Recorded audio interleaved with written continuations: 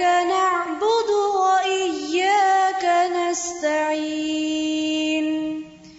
اهدنا الصراط المستقيم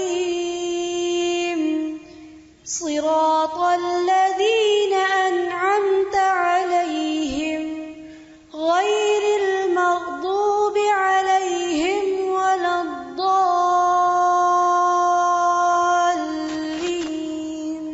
آمين صدق الله العظيم. خدائے لم یزل کا دست قدرت تو زباں تو ہے، یقین پیدا کر اے غافل کے مغلوب گماں تو ہے. پرے چرخ نیلی فام سے منزل مسلماں کی، ستارے جس کی گرد راہوں وہ کارواں تو ہے. مکاں فانی مکی آنی ازل تیرا ابد تیرا، خدا کا آخری پیغام ہے تو جاوداں تو ہے. ہنا بندے عروس لالہ خون جگر تیرا، تیری نسبت براہیمی ہے معمار جہاں تو ہے. تیری فطرت امی ہے ممکنات زندگانی کی، جہاں کے جوہر مضمر کا گویا امتحان تو ہے. جہان آب و گل سے عالم جاوید کی خاطر، نبوت ساتھ جس کو لے گئی وہ ارمغاں تو ہے. یہ نکتہ سرگزشتے ملت بیضا سے ہے پیدا، کہ اقوام زمین ایشیا کا پاسباں تو ہے. سبق پھر پڑھ صداقت کا، عدالت کا، شجاعت کا، لیا جائے گا تجھ سے کام دنیا کی امامت کا. Allah made us all a different shade and color. Nations and tribes recognize one another, cause every single Muslim is your own sister and brother. So many different colors of Islam. Fill the world with color, painted everywhere you go. Paint everything you see and tell everyone you know. Quran will be your paints and your brush will be Iman. So fill the world with color, every color of Islam. Bright, warm and shining like a sun upon our faces. Hope is rich and green like a true Zarwan oasis. The colors of Islam will be so many places, so many different colors of Islam. Paint everything you see and tell everyone you know. Quran will be your paints and your brush will be Iman. So fill the world with color, every color of Islam. Fill the world with colors, every color of Islam.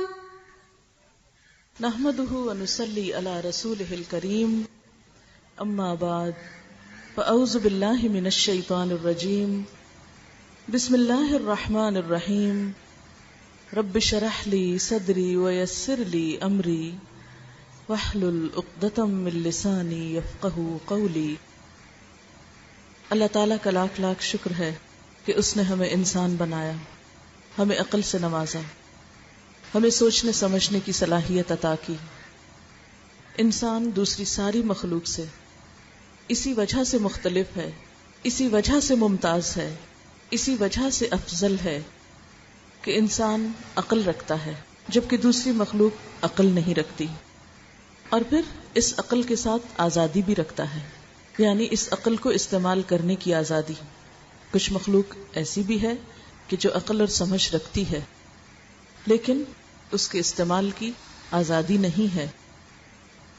لیکن ہم سب دیکھتے ہیں کہ ہم اپنے اوپر ہونے والے اس بہت بڑے انعام سے کچھ زیادہ فائدہ نہیں اٹھاتے اور ایک لگی بندی زندگی گزار کر اس دنیا سے چلے جاتے ہیں. تو آئیے آج کی اس مجلس میں بیٹھ کر کچھ سوچتے ہیں عقل استعمال کرتے ہیں. انسان کو اللہ تعالیٰ نے جب بنایا تو پہاڑوں کی طرح صرف وجود نہیں بخشا.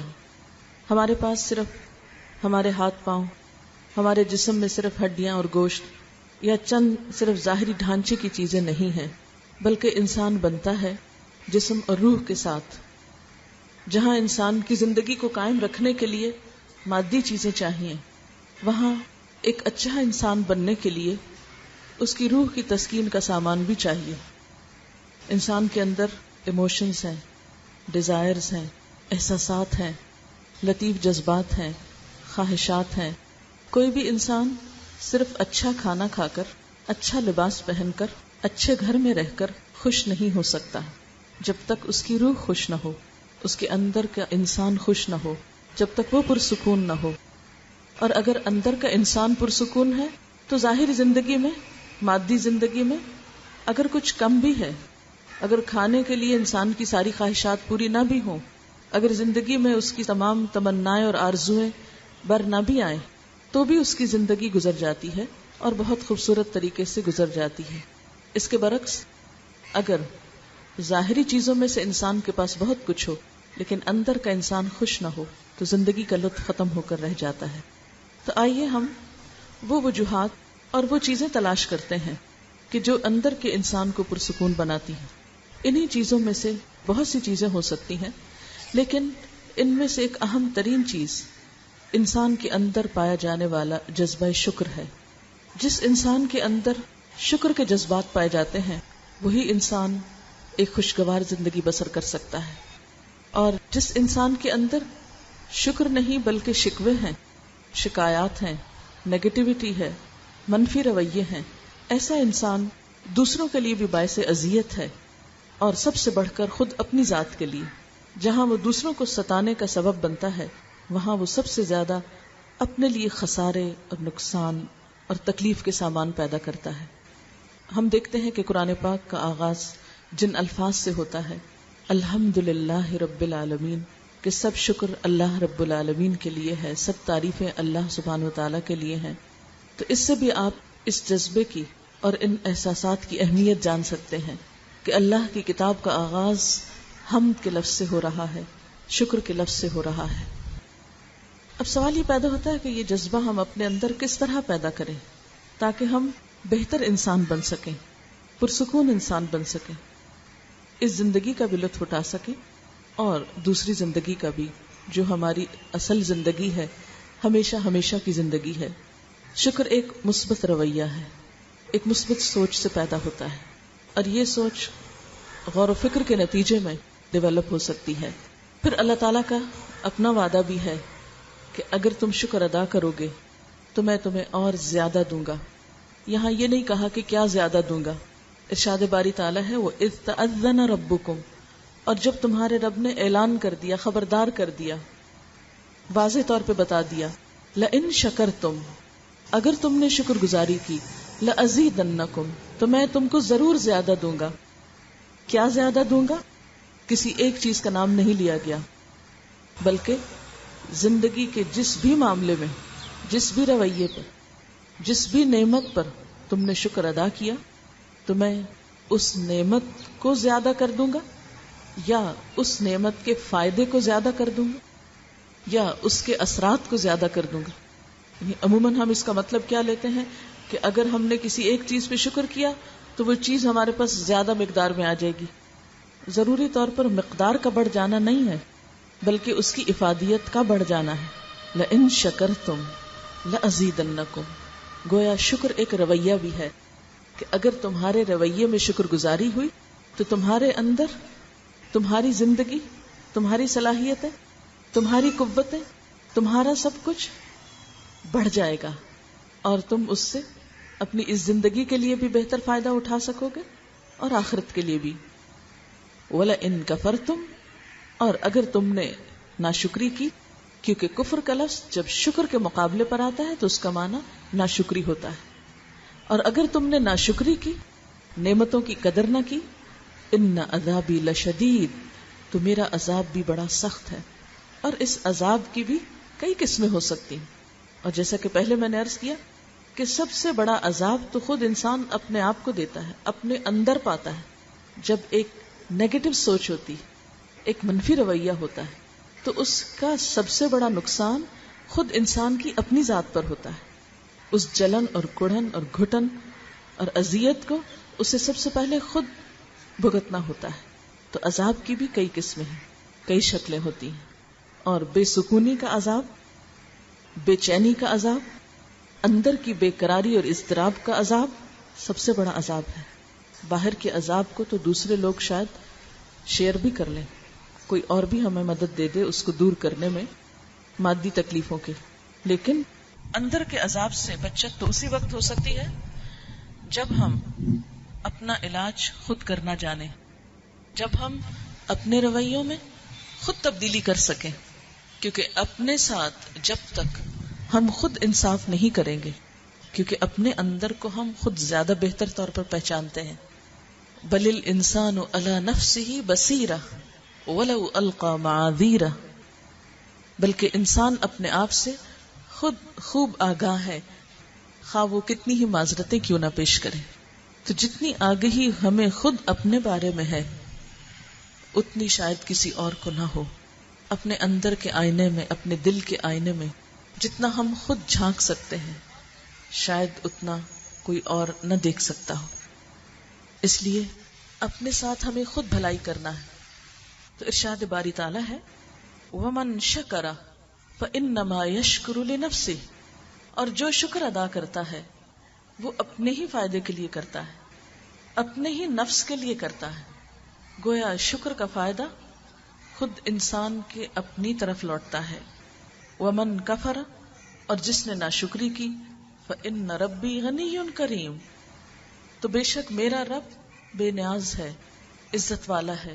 اس کو پھر ایسے انسان کی کوئی پرواہ نہیں جو اپنے لیے خود کچھ نہ کرنا چاہے. تو گویا اپنے لیے ہم سب کو خود کچھ کرنا ہے، خود سوچنا ہے، خود ہمیں غور و فکر کرنا ہے. تو آئیے دیکھتے ہیں کہ شکر ہوتا کیا ہے. شکر کس چیز کا نام ہے؟ شکر کا لفظ عربی زبان کا لفظ ہے جس کا لفظی معنی ہوتا ہے گائے کا کم چارہ کھا کر زیادہ دودھ دینا. گویا تھوڑا پا کر تھوڑا لے کر ایسا رویہ اختیار کرنا کہ گویا سب کچھ مل گیا. دوسرے لفظوں میں تھوڑی چیز پر بھی راضی ہو جانا. دابت شکور اس جانور کو کہتے ہیں جو اپنی صحت سے یا اپنے رویے سے یہ ظاہر کرے کہ اس کا مالک اس کا خوب خیال رکھتا ہے.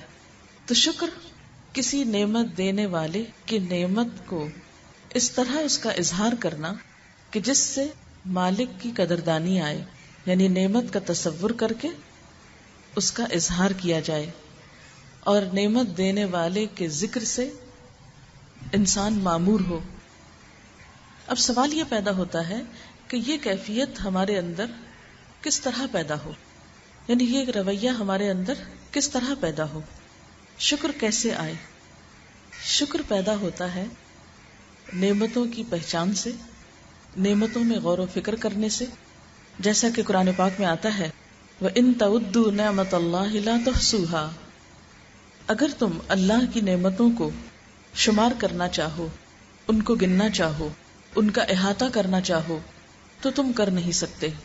گویا شکر پیدا کرنے کے لیے نعمتوں کی پہچان ضروری ہے، نعمتوں پر غور و فکر ضروری ہے، نعمتوں پر نظر ضروری ہے، نعمتوں کی قدر ضروری ہے. اور یہ کیسے ہوگا؟ اگر انسان اپنی ذات سے شروع کرے اور پھر اپنی ذات کے دائرے کو بڑھاتا چلا جائے اور اس زمین پر جو کچھ بھی انسان کے لیے ہے اپنی حسب استطاعت ان تمام چیزوں پر غور کرے تو انسان کا رویہ اپنے مالک کے بارے میں، اپنے محسن کے بارے میں یکسر تبدیل ہو جائے گا. اور اگر اپنے مالک کے بارے میں، سب سے بڑھ کر احسان اور انعام کرنے والے کے بارے میں ہماری سوچ، ہمارے احساسات، ہمارے جذبات تبدیل ہو گئے تو گویا پھر باقی تمام چیزوں کی حیثیت اور وقت ہمارے ذہن میں واضح ہو جائے گی. اور اس طرح ہم اس زمین پر، اس دنیا میں اپنے مقام کو بھی پہچان سکیں گے اور اپنی ذمہ داری اور اپنے حصے کے رول کو بھی بہتر طور پر ادا کر سکیں گے. اللہ تعالیٰ نے اس زمین پر جو کچھ بھی بنایا ہے حقیقت میں وہ انسان ہی کے لیے بنایا گیا. اللہ سبحانہ و تعالیٰ قرآن پاک میں فرماتے ہیں خلق لکم ما فی الارض جمیعا، تمہارے لیے پیدا کیا جو کچھ زمین میں ہے سارے کا سارا. گویا یہ سب کچھ جو ہمیں نظر آتا ہے، جو ہمارے آس پاس ہے، دائیں بائیں ہے، آگے پیچھے ہے، یہ سب کچھ ہمارے لیے بنایا گیا. اگر انسان اس بات کو سوچنے لگے تو نعمتوں کے احساس سے اس کا سر جھک جائے کہ کتنا بہترین ہے وہ رب، کتنا کرم کرنے والا ہے وہ آقا کہ جس نے یہ سب کچھ میرے لیے بنایا. اور اس میں سے کس کس چیز سے ہم فائدہ اٹھا رہے ہیں، ان کو اگر ہم گننا چاہیں تو گن نہیں سکتے، جیسا کہ اس نے خود فرمایا. تو چلیے آج کی اس مجلس میں ہم چند ایک باتوں کی طرف توجہ کرتے ہیں کہ جن کو ہم استعمال کر رہے ہیں یا جن نعمتوں سے ہم فائدہ اٹھا رہے ہیں. اس کا احاطہ کرنا تو ناممکن، اگر ساری زندگی بھی ہم یہ کام کرتے رہیں تو ہو نہیں سکتا. لیکن صرف چند ایک چیزوں کی طرف آپ کی توجہ کرانا چاہوں گی. اللہ سبحانہ وتعالیٰ قرآن پاک میں فرماتے ہیں وَجَعَلَ لَكُمُ السَّمْعَ وَالْأَبْصَارَ وَالْأَفْئِدَةَ قَلِيلًا مَا تَشْكُرُونَ. اس نے تمہارے لیے کان اور آنکھیں اور دل بنائے مگر تم کتنا تھوڑا شکر ادا کرتے ہو. تو گویا ہماری جسمانی نعمتوں میں سب سے بہترین نعمتیں جن پر اللہ تعالیٰ خاص طور پر شکر گزاری کی دعوت دے رہے ہیں وہ ہمارے کان، آنکھیں اور دل ہیں. ہماری آنکھیں دیکھتی ہیں اور مختلف چیزوں کو دیکھنے کے بعد ہمارا دماغ جس طرح کام کرتا ہے، ہمارے دل کے احساسات جس طرح بدلتے ہیں.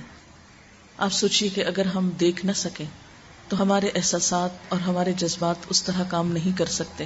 ہم بہت سی ایسی چیزوں کو دیکھتے ہیں کہ جن کو صرف دیکھ کر ہم خوش ہو جاتے ہیں. مثلا اپنے بچوں کو دیکھ کر ہر ماں خوش ہو جاتی، مثلا سبزے کو دیکھ کر ہم میں سے ہر شخص خوش ہوتا ہے. خوبصورت آسمان اور بادل، آسمان پر ستارے، سمندر کی وسعتیں، یہ سب چیزیں دیکھ کر ہمارا دل خوش ہو جاتا ہے. تھوڑی دیر کے لیے سوچئے کہ اگر ہم دیکھ نہ سکتے ہوتے تو کتنے ہی نظاروں سے محروم ہوتے، اور ان نظاروں سے محروم ہونے پر ہمارے دل کو جو راحت اور سکون اور خوشی اور ٹھنڈک نصیب ہوتی ہے وہ نہ ہو سکتی. اپنی کسی بھی من پسند چیز کو دیکھ کر ہمارے دل کی جو کیفیت ہوتی ہے، جو سکون آتا ہے، وہ کتنی بڑی نعمت ہے. لیکن کبھی ہم نے غور نہیں کیا کہ ہماری آنکھیں اللہ کی کتنی بڑی نعمت ہیں. اور پھر یہ کہ اپنی مرضی سے دیکھنا اور اپنی مرضی سے ان کو بند کر لینا، ہم نے کبھی اس نعمت پر بھی توجہ نہیں دی. اوناسس ایک یونانی تاجر تھا جو دنیا کا امیر ترین انسان تھا، لیکن اس کے ساتھ ایک عجیب و غریب بیماری تھی. اور وہ کیا تھی کہ وہ اپنی آنکھوں کو خود جھپک نہیں سکتا تھا، یعنی اپنی آنکھیں اپنی مرضی سے بند اور کھول نہیں سکتا تھا. کہتے ہیں کہ اتنا مال تھا اس کے پاس کہ اس کے مقابل کوئی دوسرا شخص نہیں تھا. اس نے امریکہ کی خاتون اول جیکولین کینیڈی سے شادی کی اور دنیا بھر میں اس کے تجارتی جہاز آتے جاتے تھے، زیتون کا کاروبار کرتا تھا، لیکن اپنی آنکھیں خود نہیں جھپک سکتا تھا. تو اس کے لیے ڈاکٹرز کیا کرتے کہ اس کی آنکھوں کو صبح کھول کر سولوشن ٹیپ لگا دیتے اور شام کو اتار دیتے تو اس کی آنکھیں خود بخود گر جاتی اور وہ سو جاتا. کسی نے اس سے پوچھا کہ تمہاری زندگی کی سب سے بڑی خواہش کیا ہے؟ تو اس نے کہا کاش میں ایک دفعہ اپنی مرضی سے اپنی آنکھیں کھول اور بند کر سکتا.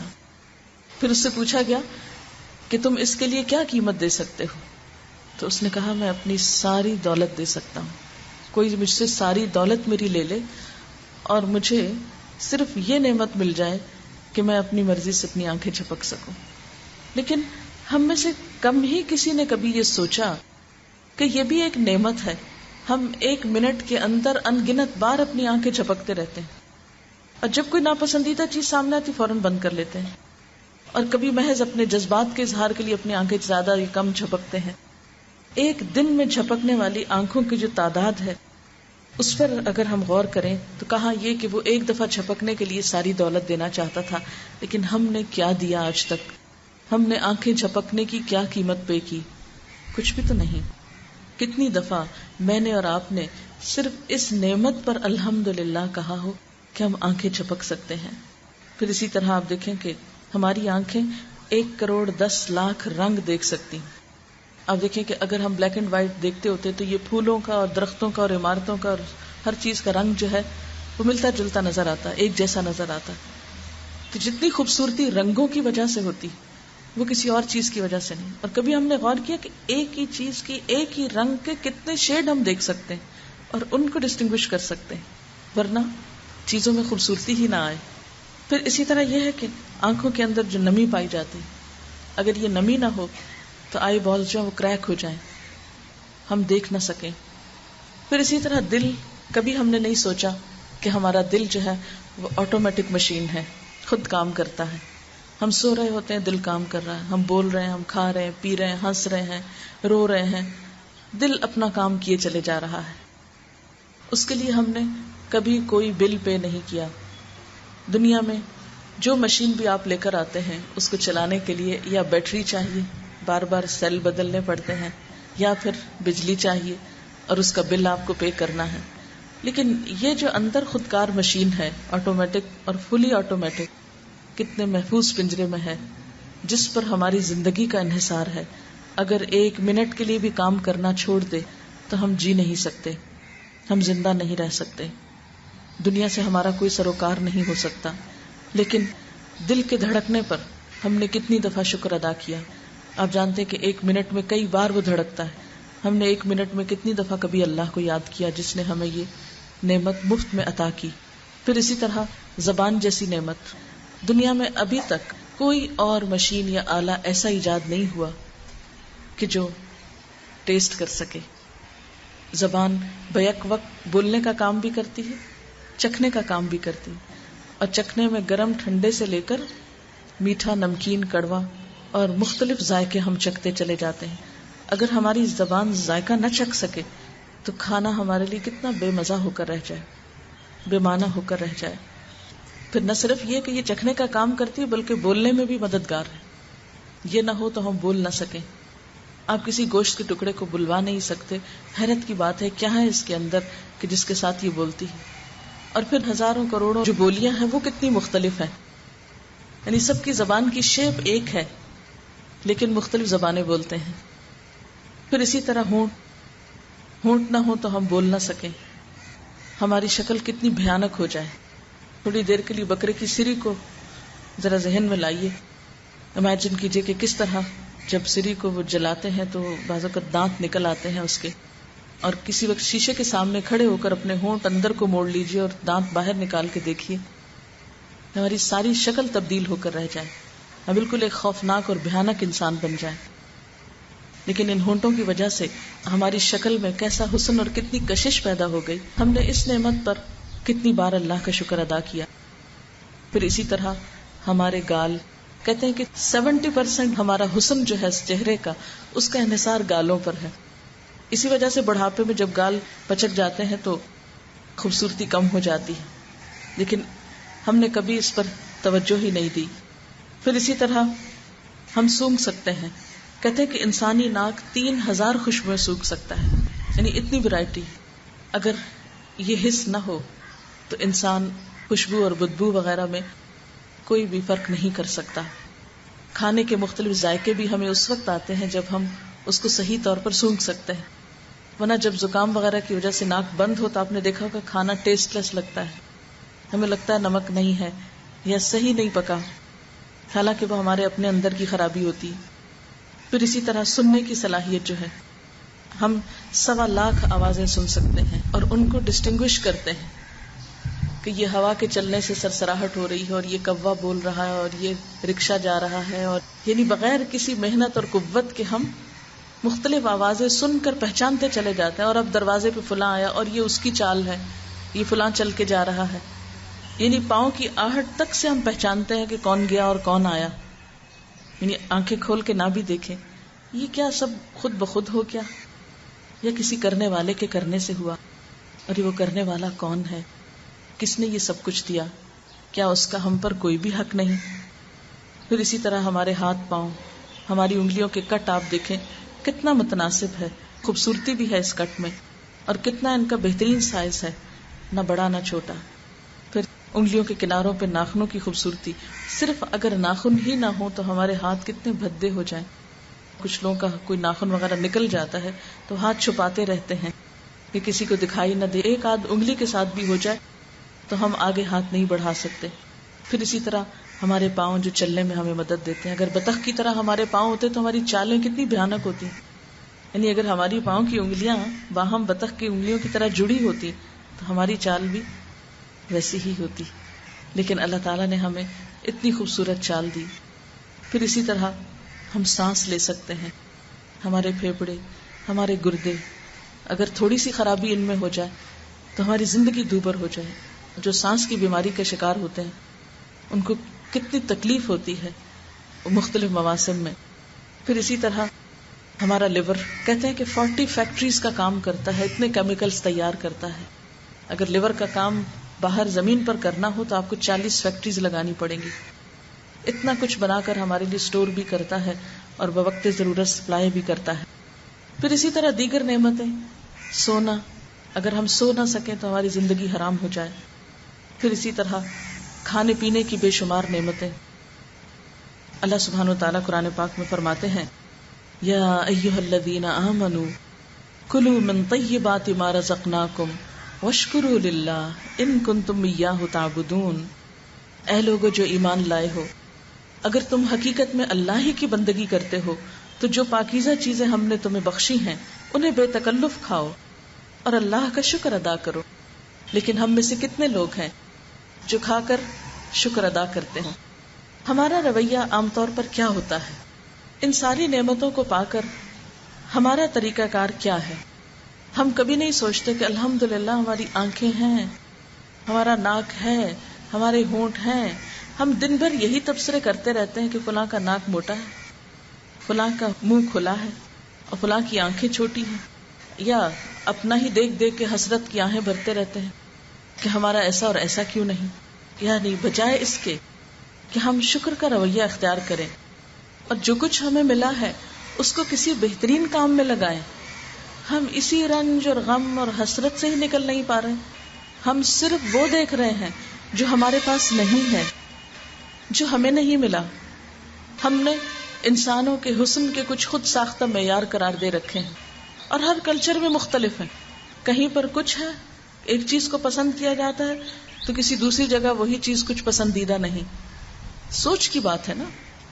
تو جب تک ہم اس چیز سے باہر نہیں نکلیں گے، ہم انسانی شکلوں پہ تبصرے کرنے کی بجائے کسی اور رخ کی طرف کوئی کریٹو یا کوئی پازیٹو یا کوئی مفید اور کارآمد کام نہیں کریں گے، اس وقت تک نہ ہماری روح کو چین ہو سکتا ہے اور نہ ہمارے دلوں کو اطمینان ہو سکتا ہے.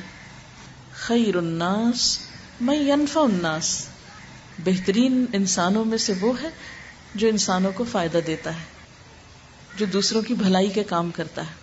جب کوئی شخص آپ کی مدد آ کر کرتا ہے، آپ کے کام آتا ہے، آپ کو خوشی پہنچاتا ہے، تو کیا آپ پلٹ کر یہ دیکھتے ہیں کہ اس کی شکل کیسی ہے؟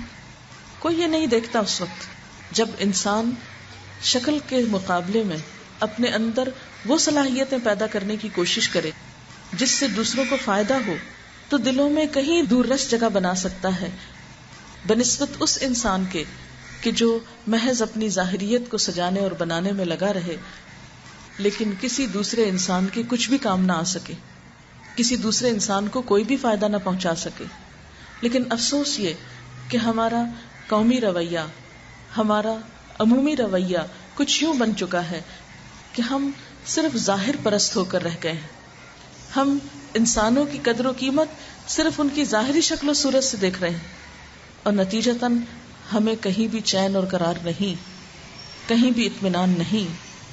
اس لیے اگر ہم اپنے بارے میں بھی کہ اپنی زندگی کا ایک بڑا حصہ صرف اپنے ظاہر کو سنوارتے رہنے کی بجائے اپنے اندر ان کوالٹیز کو پیدا کرنے میں استعمال کریں کہ جس سے ہم اپنی دنیا اور آخرت کے لیے اور دوسرے انسانوں کی بھلائی کے لیے بہترین کام کر سکیں، تو پھر آپ دیکھیں کہ آپ کے اندر کس قدر خوشی آتی ہے.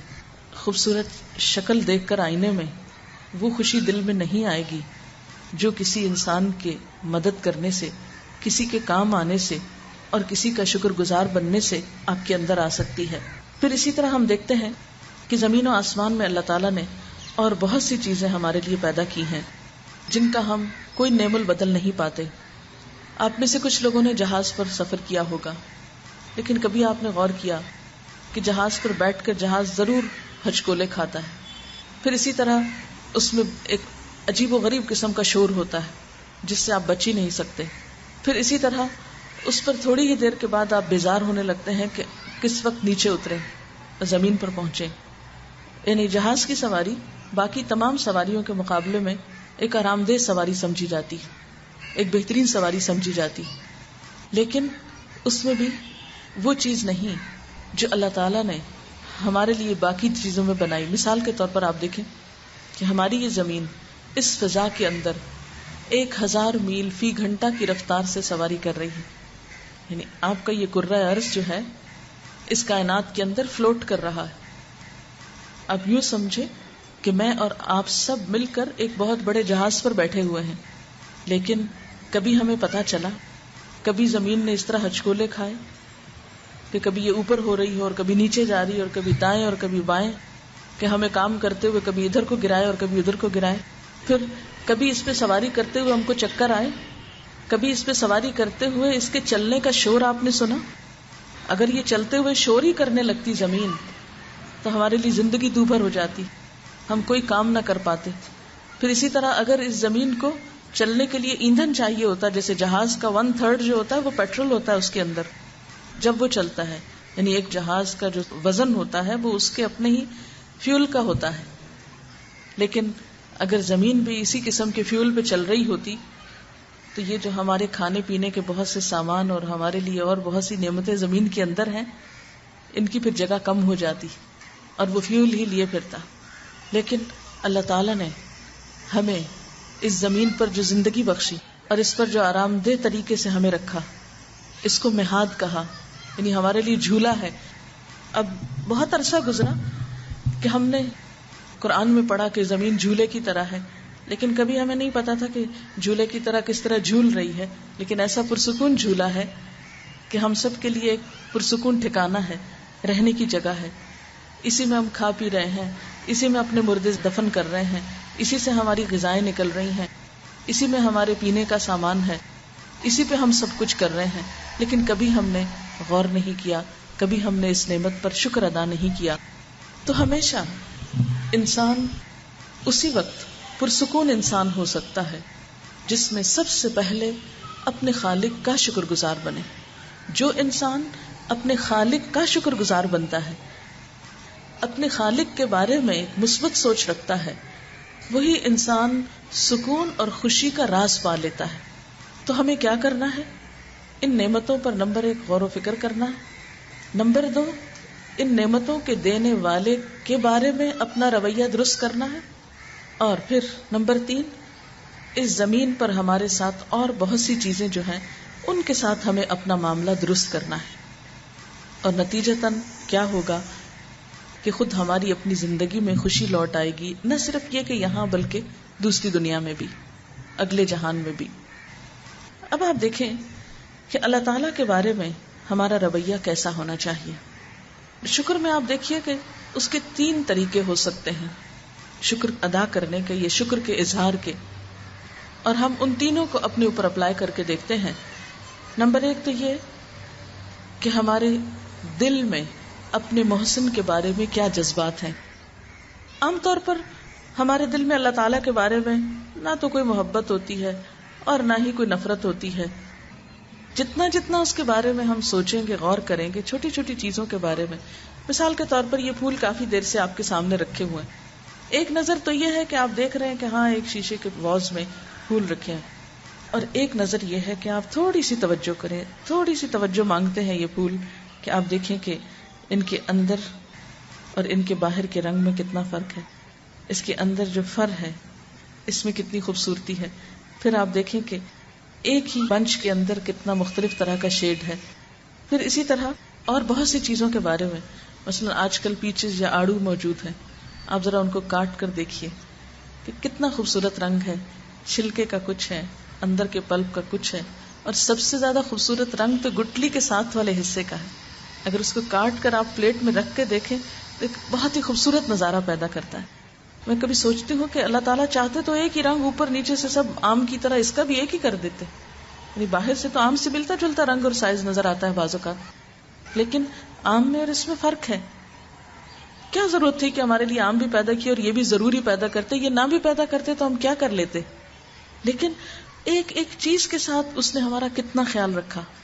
ہمارے نفس، ہماری نگاہیں، ہماری سوچ، ہمارے دل، ان ساروں کی خوشی کے لیے کیسے کیسے سامان پیدا کی.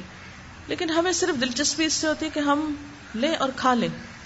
کبھی نہیں سوچتے کہ اس کے حسن کو بھی تھوڑی دیر دیکھیں اور اس کے ذریعے بھیجنے والے کو بھی تھوڑا اپریشیٹ کریں، اس کی بھی تھوڑی تعریف کر لیں کہیں بیٹھ کے.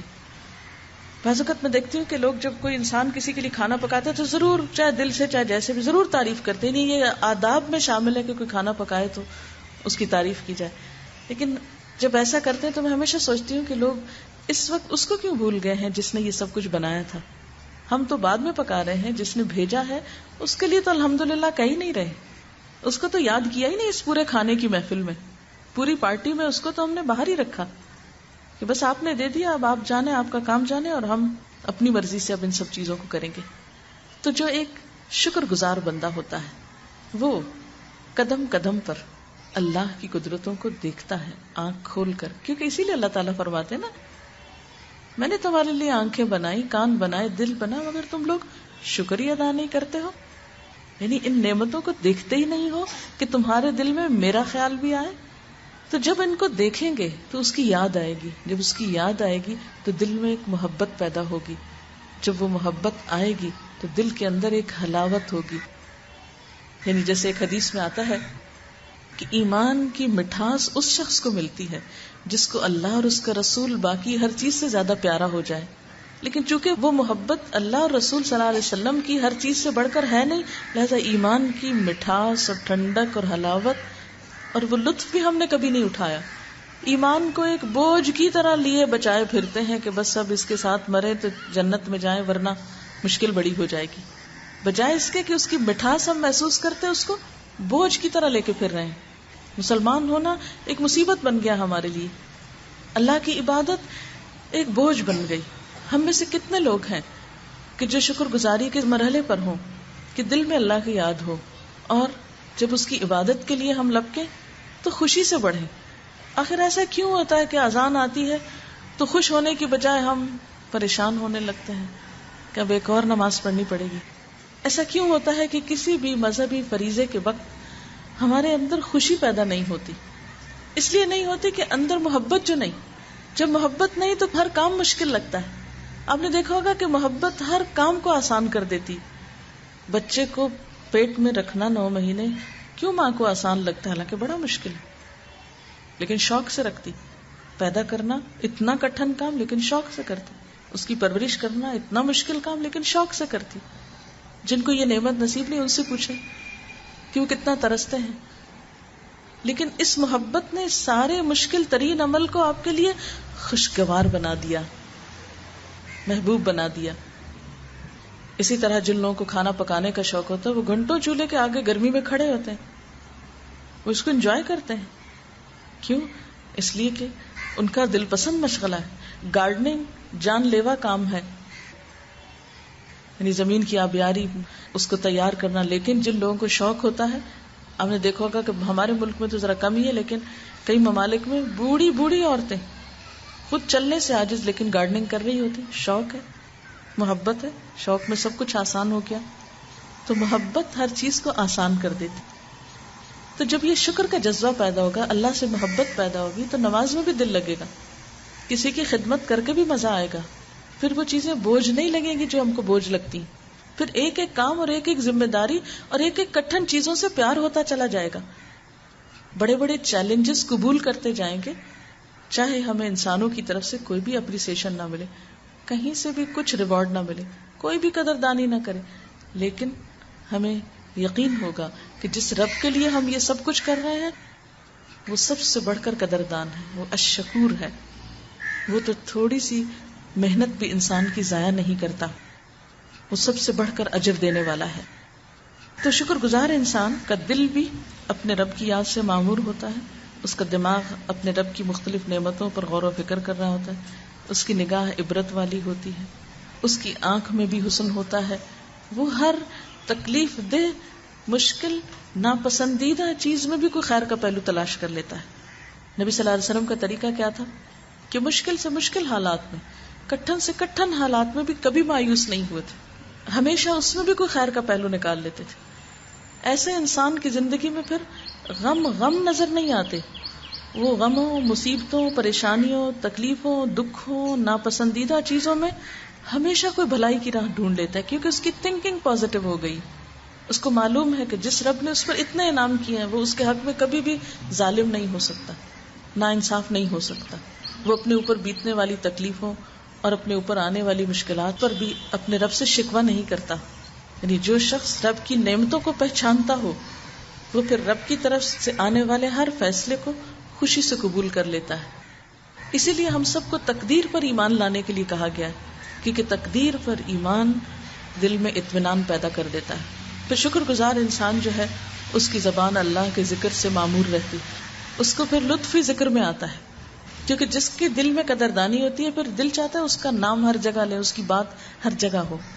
یعنی انسان کو ہمیشہ مزہ اس کی بات کر کے آتا ہے جس کے بارے میں اس کے دل میں محبت ہوتی. ایسا انسان پھر اپنی زبان سے جہاں اللہ کو یاد کرتا ہے وہاں جب زبان کو دنیا کے چیزوں میں استعمال کرتا ہے تو بھی نیگیٹولی نہیں استعمال کرتا. مثلا اس کی زبان سے پھر واہیات الفاظ اور گالی گلوچ اور تکلیف دینے والے الفاظ نہیں نکلتے. اس کو حیا آتی ہے اپنے رب سے کہ دل میں جس کی محبت لیے ہوئے ہو اپنی زبان سے اس کی مرضی کے خلاف بولو. وہ کیا کہے گا؟ جسے آپ اپنے کسی بھی بڑے، کسی بھی محبوب، کسی بھی پیاری ہستی کے سامنے کوئی بری بدتمیزی والی بات نہیں کرتے نا. کیوں نہیں کرتے؟ کہ نہیں وہ مائنڈ کریں گے. تو ایسا انسان پھر اپنے رب سے حیا کرنے لگتا ہے. جس کی محبتوں کا مرکز اپنا رب ہو جاتا ہے وہ پھر سب کے سامنے تو کیا تنہائی میں بھی کوئی شرمناک کام نہیں کرتا کہ جو اس کے رب کو ناپسند ہو. اس کو چھپ کے بھی کسی گناہ میں لطف نہیں آتا کیونکہ اس کو حیا آتی ہے کہ میرا رب میرے بارے میں کیا سوچے گا. اس نے مجھے اتنے انعام دیے، اتنا کچھ مجھے نوازا، اور میں اسی کو ناراض کرنے والا کام کروں؟ میں نہیں کر سکتا. اور پھر یہ مثبت رویہ اس کی سوچ میں ایک حسن پیدا کر دیتا ہے. پھر انسان کسی انسان کے بارے میں بھی جب معاملہ کرتا ہے تو اس کی ابتدا یا آغاز بدگمانی سے نہیں کرتا، نیگیٹیوٹی سے نہیں ہوتی. پھر کسی سے بھی اس کی انٹریکشن ہے یا اس کا معاملہ، وہ دوسروں کو رعایت دیتا ہے. کیونکہ ہوتا یہ نا کہ آپ اپنی آنکھ سے دوسروں کو دیکھتے ہیں نا، اپنے دل اور اپنی سوچ کے ساتھ دوسروں کی تصویر بناتے ہیں. تو جب آپ پازیٹیو ہوتے ہیں تو آپ کو سبھی پازیٹیو لگتے ہیں، اور جب آپ دوسرے شخص کے شر کو چھوڑ کر اس کے خیر کو سامنے رکھ کے معاملہ کرتے ہیں تو وہ بھی پروو کرنے لگتا ہے کہ ہاں میں اچھا ہوں. لیکن جب آپ کسی کے ساتھ معاملہ ہی اس طرح کرتے ہیں کہ اس میں کوئی خیر نہیں تو نتیجہ کیا ہوتا ہے؟ اس کو بھی انکریجمنٹ نہیں ہوتی اور اس کے اندر سے بھی جو خیر ہے وہ برآمد نہیں ہوتا.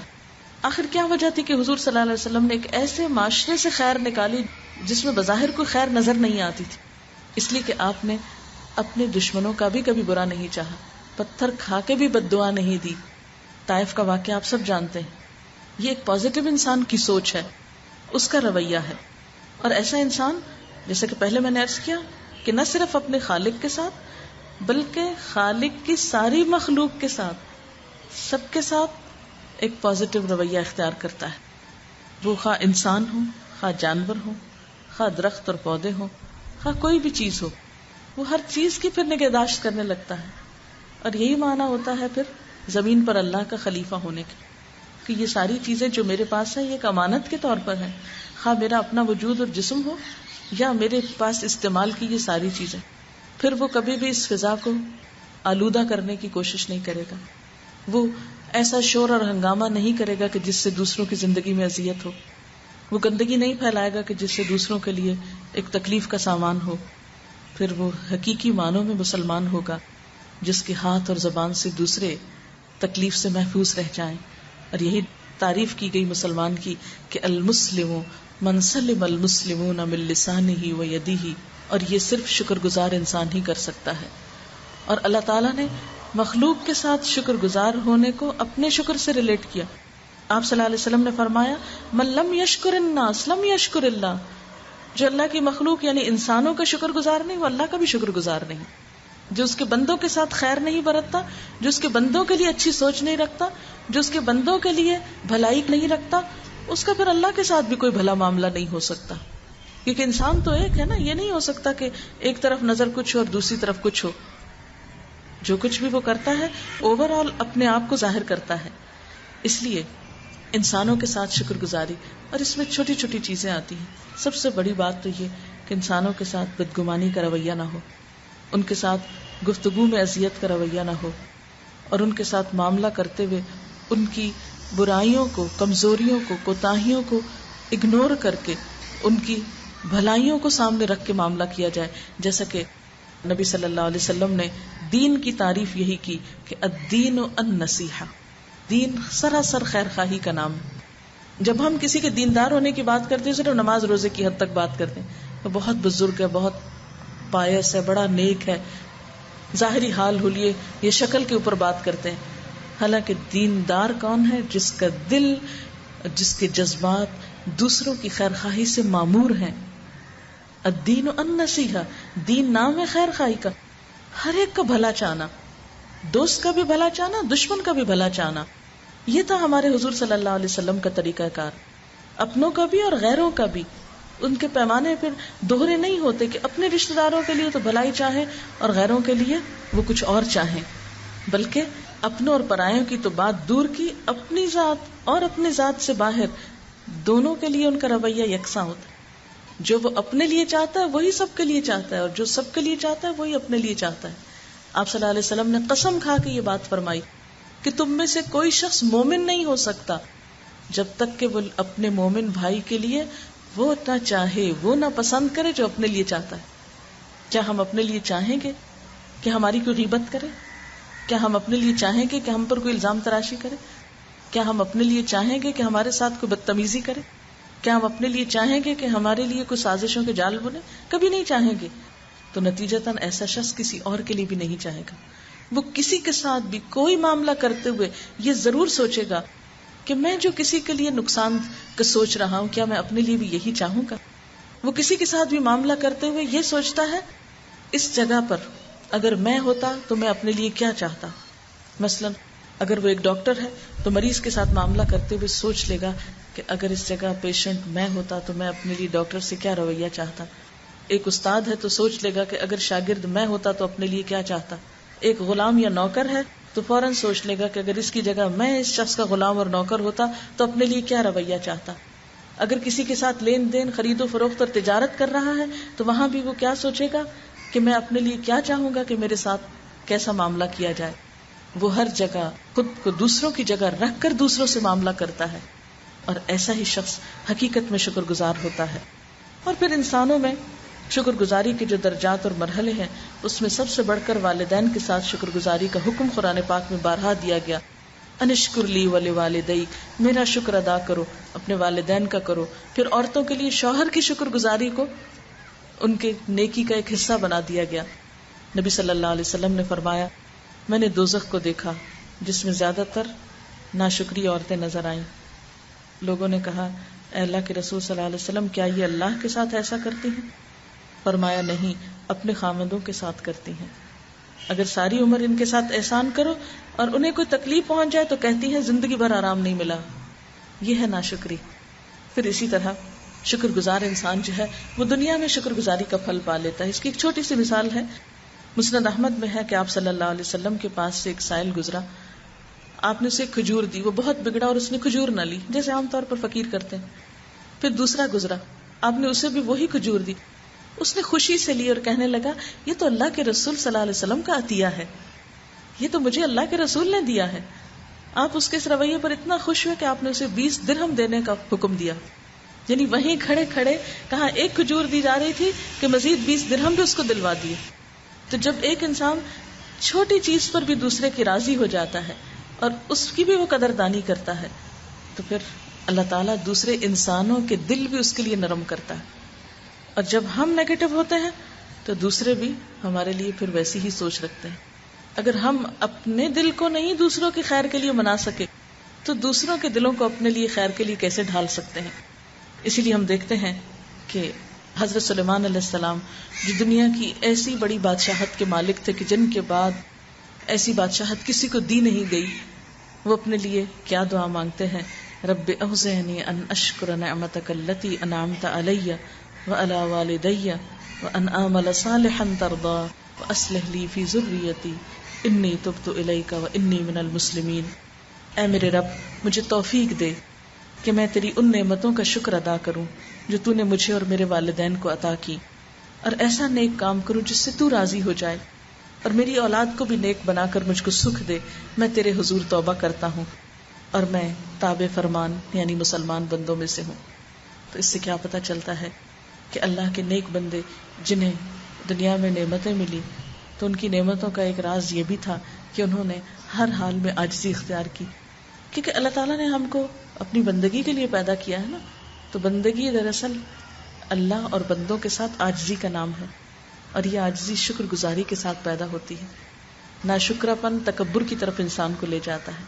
اور آپ صلی اللہ علیہ وسلم نے فرمایا کہ مومن کے لیے تو ہر حال میں بھلائی ہے، اور یہ اس کے سوا کسی اور کو نصیب نہیں ہوتی کہ جب اس کو کوئی دکھ اور تکلیف پہنچتی ہے تو وہ صبر کرتا ہے، اور یہ اس کے درجات میں بلندی کا ذریعہ بنتا ہے. اور جب اس کو کوئی خوشی ملتی ہے تو شکر ادا کرتا ہے، اور یہ شکر گزاری اس کے لیے درجوں میں بلندی کا ذریعہ بنتے. تو گویا شکر گزار انسان ہر لمحہ اور ہر مومنٹ اپنے درجے بلند کرواتا ہے. یعنی صرف ایک اچھی سوچ جو ہے، ایک خوشگوار سوچ کسی انسان کے بارے میں، کسی چیز کے بارے میں، کسی معاملے کے بارے میں آپ کو خوشی سے بھر دے گی. اور اس کے ساتھ ساتھ دوسری چیز یہ کہ اس کا جو ایک آخرت کا ریوارڈ ہے وہ بھی ساتھ جمع ہوتا جائے گا. یعنی یہ صرف دنیا ہی کی خوشی کا ذریعہ نہیں بلکہ وہ ساری سوچ آپ کی عبادت بنتی چلی جائے گی. یہی معنی ہے اس بات کا کہ مومن کی تو ساری زندگی عبادت ہوتی ہے. تو اللہ تعالیٰ ہمیں حقیقی معنوں میں اپنا شکر گزار اور عبادت گزار بندہ بنائے. اور اسی لیے ہم دیکھتے ہیں کہ نبی صلی اللہ علیہ وسلم کا معمول تھا کہ ہر نماز کے بعد جو پہلی دعا مانگتے وہ کیا تھی؟ رب اعنی علی ذکرک و شکرک و حسن عبادتک. اے میرے رب، تو مجھے توفیق دے، تو میری مدد کر کہ میں تیرا ذکر کر سکوں اور تیرا شکر کر سکوں اور تیری خوبصورت عبادت کر سکوں. اللہ تعالیٰ سے دعا ہے کہ وہ ہم سب کو اس بات کی توفیق دے کہ ہم ایک مثبت سوچ رکھنے والے انسان بنے، اور ہمارا دل، ہماری زبان، ہمارے رویے اور ہمارے معاملات سب کے سب اللہ اور بندوں کے ساتھ شکر گزاری پر مبنی ہوں. وآخر دعوانا ان الحمد للہ رب العالمین. دعا کر لیتے ہیں. سبحان اللہ والحمد للہ ولا الہ الا اللہ واللہ اکبر ولا حول ولا قوة الا باللہ العلی العظیم. اللہم صلی علی محمد وعلی آل محمد کما صلیت علی ابراہیم وعلی آل ابراہیم انک حمید مجید. اللہم بارک علی محمد وعلی آل محمد کما بارکت علی ابراہیم وعلی آل ابراہیم انک حمید مجید. ربنا آتنا فی الدنیا حسنۃ وفی الآخرۃ حسنۃ وقنا عذاب النار. ربنا لا تزغ قلوبنا بعد اذ ہدیتنا وہب لنا من لدنک رحمہ انک انت الوہاب. یا اللہ پاک، جو کچھ بھی ہم نے پڑھا ہے، سنا ہے، تو اپنی رحمت سے اسے قبول فرما. جو بات آپ کی مرضی کے مطابق زبان سے نکلی ہو، یا رب العالمین اس پر ہمیں عمل کی توفیق دے. اور اگر انسان ہونے کے ناطے کوئی بھول چوک ایسی ہو گئی ہو یا زبان سے کوئی ایسی بات نکلی ہو جو آپ کو پسند نہ آئی ہو، تو ہم سب کو اس سے پھیر دے. ہمیں اپنا شکر گزار بندہ بنا لے، اپنا اطاعت کرنے والا بندہ بنا لے. یا اللہ ہمیں مثبت سوچ عطا کر، ہمیں اس دنیا میں اپنی صلاحیتوں سے بہترین کام کرنے کی توفیق دے. ہم ایسا عمل کریں کہ جس سے تو راضی ہو جائے، ہم ایسا کام کریں کہ جس سے تیرے بندوں کی خیر اور بھلائی ہو. یا اللہ تو ہماری ذات کو دوسرے انسانوں کے لیے نفع مند بنا دے. یا اللہ تو ہمیں اپنے چنے ہوئے بندوں میں شامل کر لے. یا اللہ تو ہمارے گناہوں کو معاف کر دے. یا رب العالمین تو ہمیں ہر منفی رویے، ہر منفی سوچ اور ہر منفی عادت سے محفوظ رکھ. یا اللہ تو ہمیں اپنا قرب دے دے یا اللہ تو ہم سے راضی ہو جا. یا اللہ جتنی بہنیں یہاں آئی ہیں ان سب کا آنا اور یہ وقت لگانا قبول فرما. ان سب کو صحت اور تندرستی اور دنیا اور آخرت کی خوشیاں نصیب فرما. ان کی دلوں کی دعائیں قبول فرما. ان کی بیماریاں اور مصیبتیں اور پریشانیاں دور فرما. یا اللہ تو ہم سب کو اپنا ذکر کرنے والا بنا. یا اللہ ہم سے وہ کام لے لے جس سے تو راضی ہو جائے. یا رب العالمین تو ہمیں ہر اس برائی سے، مصیبت اور تکلیف سے جو دنیا اور آخرت میں ہمارے لیے نقصان دہ ہو سکتی ہے اس سے محفوظ رکھ. یا اللہ تو اس جگہ کو خیر و برکت والا بنا، اور جنہوں نے اس مجلس کا اہتمام کیا ہے انہیں اس کی بہترین جزا عطا فرما اور سب کی کوشش کو قبول فرما. ربنا تقبل منا انک انت السمیع العلیم وتب علینا انک انت التواب الرحیم. وصلی اللہ تعالی علی خیر خلقہ محمد وعلی آلہ واصحابہ واہل بیتہ اجمعین برحمتک یا ارحم الراحمین. الہی آمین. سبحانک اللہم وبحمدک نشہد ان لا الہ الا انت نستغفرک ونتوب الیک. والسلام علیکم ورحمۃ اللہ وبرکاتہ.